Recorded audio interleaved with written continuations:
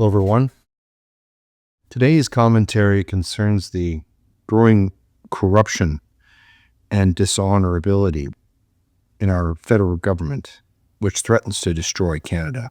It's called Right and Honorable When Integrity is Traded for 30 Pieces of Silver.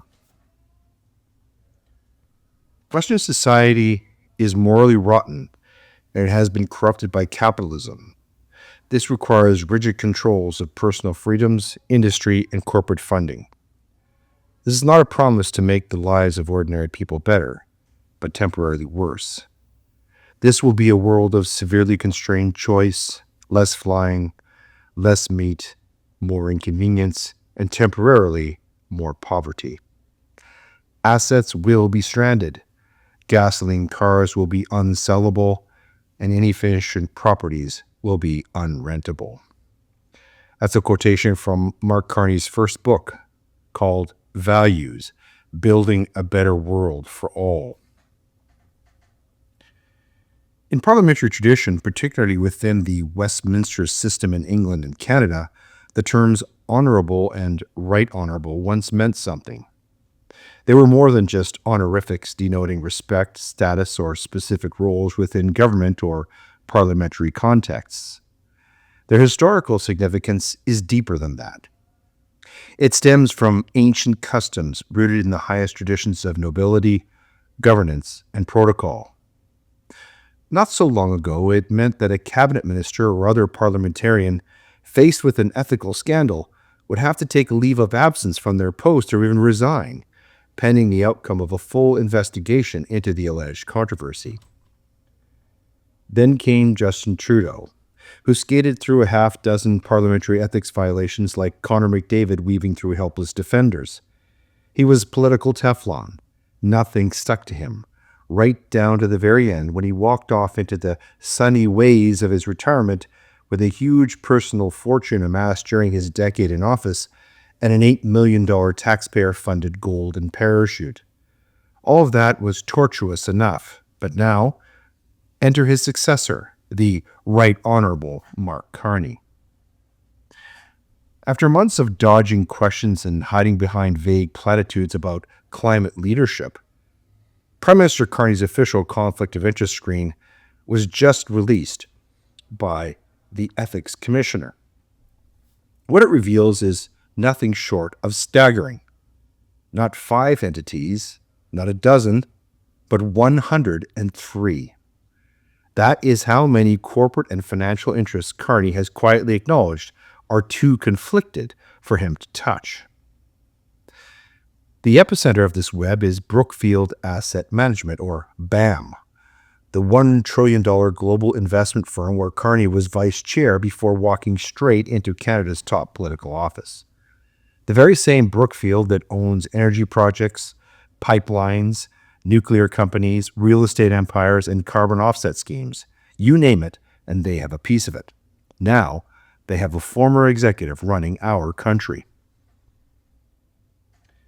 This is obviously dishonorable, and in former times would have called for Carney's immediate resignation.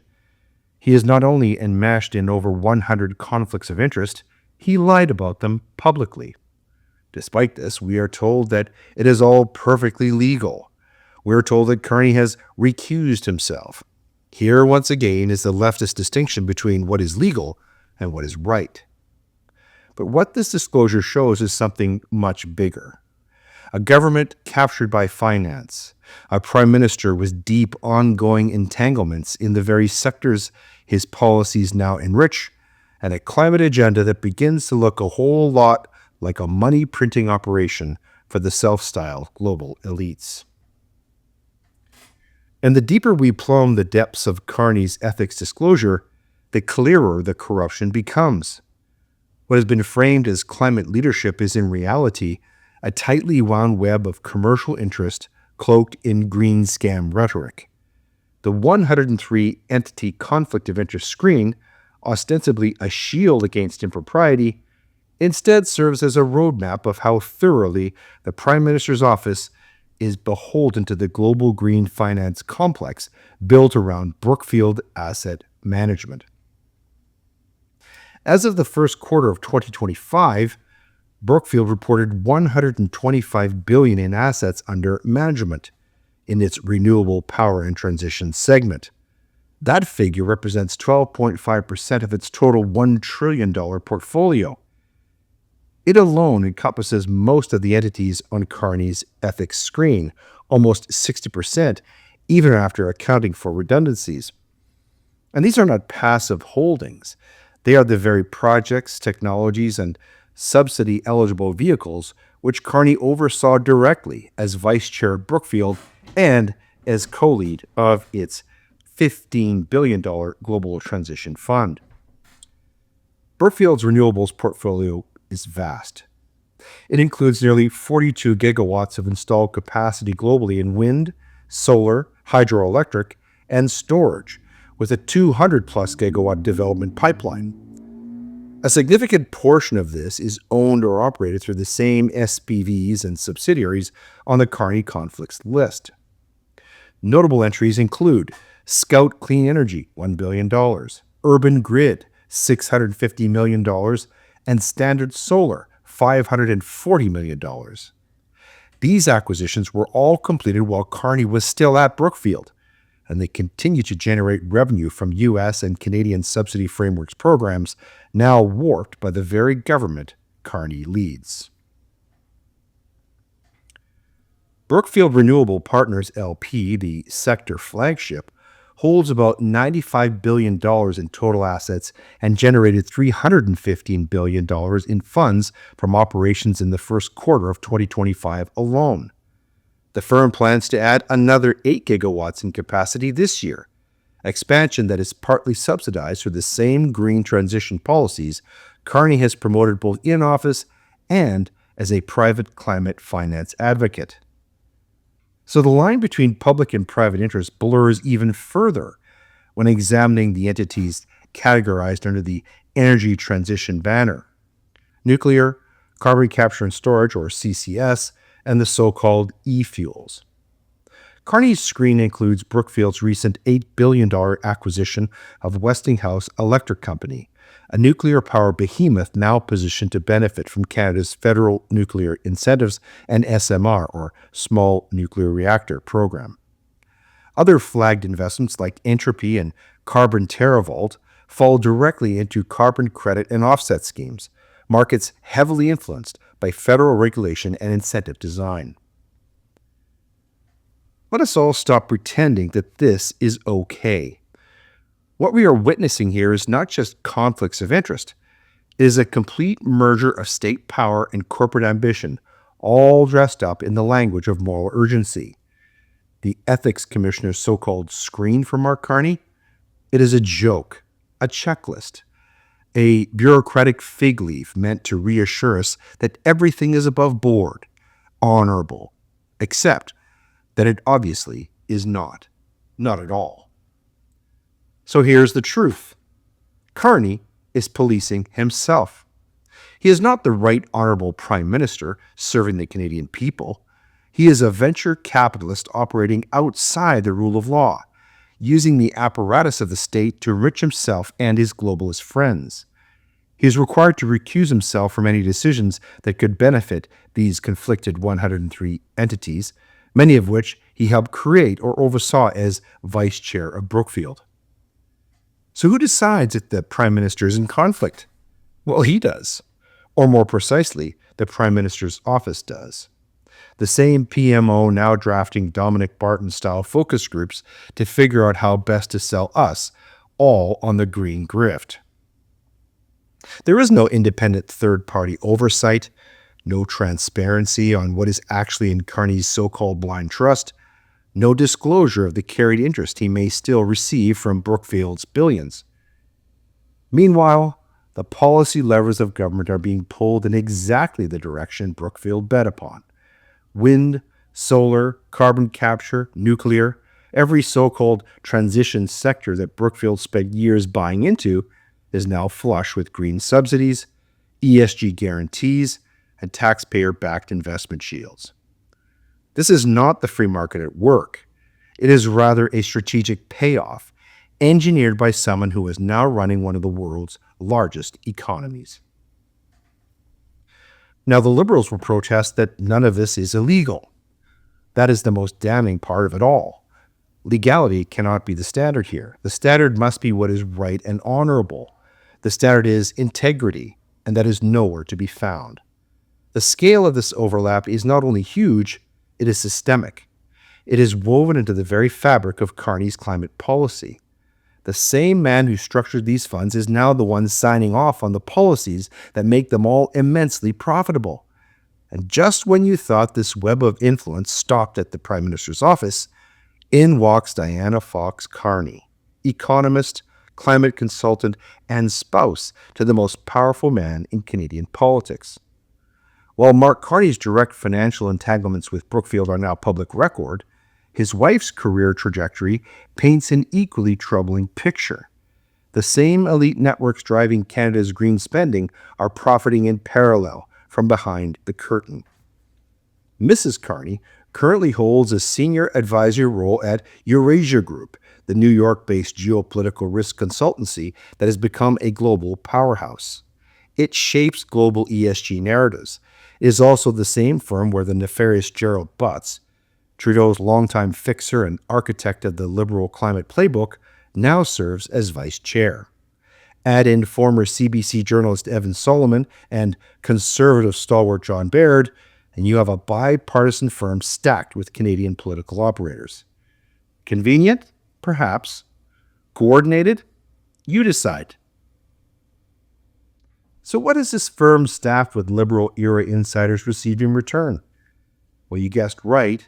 Millions upon millions in government contracts, including a $500,000 deal from Natural Resources Canada last year for vaguely described geopolitical research. That is $500,000 of taxpayer money paid without competition or even a tender process to a firm employing Mark Carney's wife and his former colleagues. Mere coincidence? Or does it stink to high heaven? Yet Eurasia Group is only the tip of the iceberg. Mrs. Carney's reach extends far beyond mere advisory calls. She is also connected to Beyond Net Zero, a climate equity fund backed by U.S. private capital giant General Atlantic. Helios Clear, investing in African climate resilience. Client Earth US and the Shell Foundation, both pushing aggressive environmental litigation and leftist policy influence. Canada 2020, a Trudeau-aligned think tank that has pocketed over $1 million in federal grants. And she also has indirect ties to Gates Foundation funding, Save the Children, and research networks influencing African agriculture. We're looking at a network of transnational climate consultants with deep, ongoing influence over the precise climate policies that Diana Fox Carney's husband is now implementing. Legally, Mrs. Carney is in the clear. She does not hold public office, which is exactly the point. The rules were not designed for this new class of political operator, the dual-career globalist power couple, where one side signs the climate checks while the other cashes them. No formal disclosure required. No recusals, no transparency, just influence and corruption. The access is there, and the taxpayer money is flowing. Conservative leader Pierre Poilievre wasted no time in responding to the bombshell Carney epic scream. In a pair of direct and widely shared social media posts, Poilievre accused Carney of concealing critical financial entanglements from voters during the recent federal election. He warned that Carney is now either positioned to profit from federal decisions or paralyzed from making them. Quote, Mark Carney must explain why he kept these conflicts secret from voters until after the election. Now he will be in a position to profit from big decisions or will be forced to sit those decisions altogether. Either way, Canadians will pay the price. End quote. In another post earlier that morning, Poilievre challenged the credibility of Carney's so-called blind trust. He urged the Prime Minister to liquidate his holdings entirely and hand the cash to a trustee who can invest it without Carney's knowledge or influence. Quote, otherwise, he will always know how political decisions can affect his personal wealth. End quote. Such statements mark the strongest opposition rebuke yet of Carney's conflicts of interest. Poilievre's message echoes growing public criticism that the ethics screen is little more than a facade. lacking third-party scrutiny, it fails to address indirect benefit through carried interest, deferred compensation, or spousal and other non-arm's length affiliations. Astonishingly, Carney still claims to be fully compliant with federal ethics laws. The fact that disclosures were released only after the election is fueling outrage, not just among conservatives, but also from broader accountability watchdogs.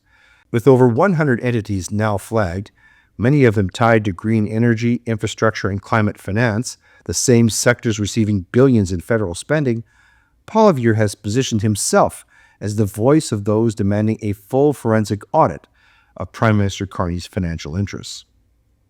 The message from Poilievre is clear. If this were a conservative leader, the media would be calling it a major scandal. Yet here is Carney, the global banker, the climate envoy, the liberal savior, and the establishment just looks the other way. Not right and not honorable. This is not subtle or nuanced. This is what grift looks like on paper, in public, in black and white. 103 conflicts of interest tied directly to Mark Carney. Entire portfolios of foreign and domestic holdings, billions in green investments, shell companies in Bermuda, and all of this before we even get to his wife's consultancy of firms that quietly devour federal contracts without any public tender. Worst of all, we were not told any of this during the election campaign. This might be the Canadian equivalent of the Hunter Biden laptop cover-up in the 2020 U.S. presidential election. There was no press conference, no headline, no public vetting of the sprawling web of corporate and climate interests now tied to the Prime Minister's office. Why? Well, because it would have compromised the Liberal grip on power. The last thing this party wanted us to know was that its new leader was not just a central banker.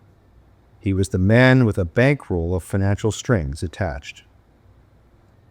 Now imagine, if you will, that this was Poilievre's scandal, or Andrew Scheer, or any conservative leader with over 100 screened entities, global financial ties, offshore SPVs, a spouse employed by a company collecting millions in government money.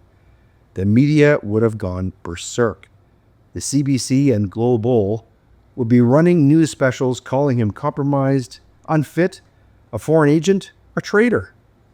Of course, because Carney is their guy, the Liberal elite's chief banker, we are told that all is well in Ottawa. It is all quite above board. It is right. It is honorable. Rubbish. Absolute rubbish. We know instinctively that this is not leadership. This is instead ideological corruption at the highest level. The Liberal Party of Canada, once considered a bastion of national unity and democratic accountability, is today a hollowed-out machine for elite interests. They are not liberals at all. They are grifters, grifting for green subsidies, globalist contracts, and personal access to the levers of power.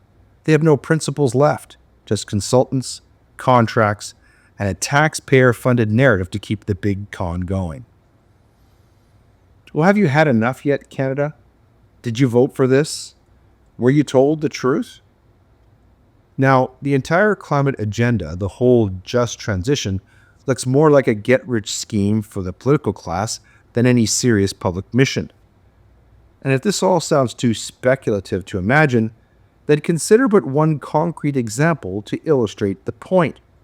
Here is an actual Government of Canada budget allocation to advance gender-based, read feminist, climate initiatives in Vietnam.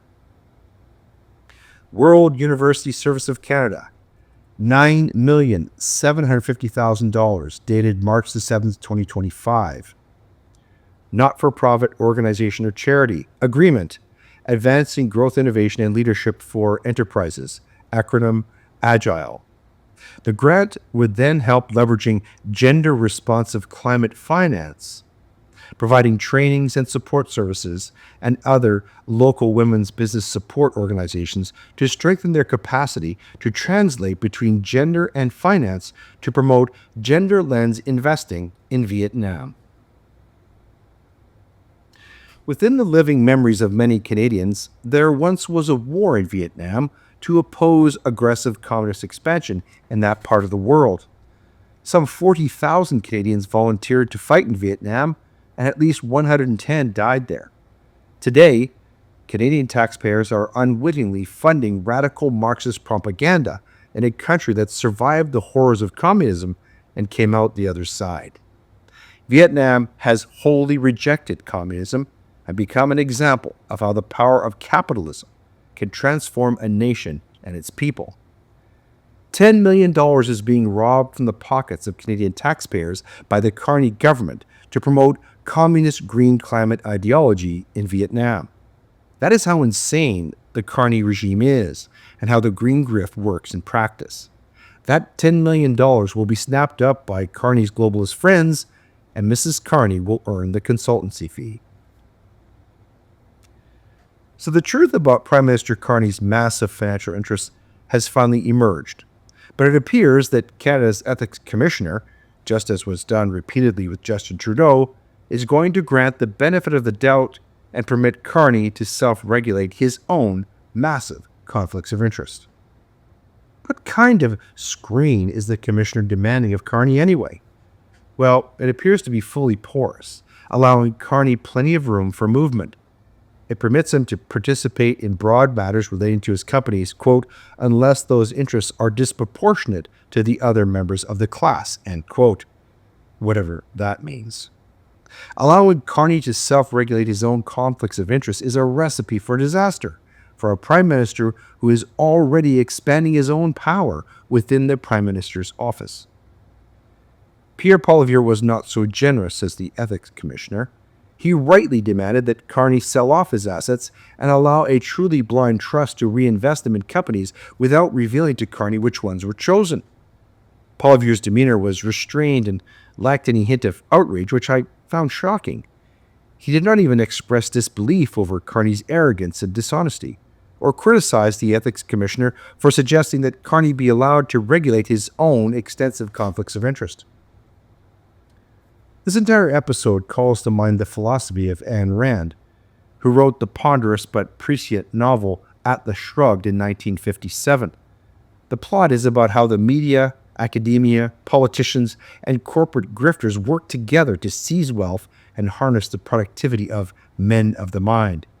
It envisions the kind of corporate welfare society that largely exists throughout Europe and is now taking root in Canada and the United States. Quote, when you see that in order to produce, you need to obtain permission from men who produce nothing, when you see that money is flowing to those who deal, not in goods but in favors, when you see that men get richer by graft and by pull than by work, and your laws don't protect you against them, but protect them against you, when you see corruption being rewarded and honesty becoming a self-sacrifice, you may know that your society is doomed. End quote. Those are profound words, and there is real danger of Canada fast becoming that kind of society. We have become a nation where the only real growth sectors are government employees and other occupations that either do nothing to advance the economy or actively sabotage it. With 40% of the workforce directly employed by government, Canada is essentially a socialist state. Other economic factors actually creating products that people need to live are shrinking. The public service grew at a faster rate and reached its bloated apex during the decade of Justin Trudeau. Ironically, Poilievre lost his seat in the suburban Ottawa riding because so many Liberal MPs falsely claimed that the CPC leader planned mass firings of government workers if elected as Prime Minister. That would not have been a bad idea, but Poilievre actually went no further than to promise a gradual reduction of bureaucracy via attrition. This economic malaise may explain why so many Canadians are leaving this country in record numbers, and why Alberta is about to hold a referendum on independence. We not only pay ridiculous amounts of taxes, we pay too many different kinds of taxes. Income tax alone is onerous enough to crush most of us, but then there are other taxes, levies, and surcharges at every turn, and always new ones. They even want to take the lifetime of saved equity in our homes. We are working not for ourselves, but for the government and the people it chooses to subsidize and enrich in exchange for votes and influence. Prime Minister Mark Carney did not just hide his investments and conflicts of interest, he lied about them. He claimed to only have cash and real estate to declare. That was patently false and frankly absurd. But Carney thinks that he can tell us whatever he feels he can get away with.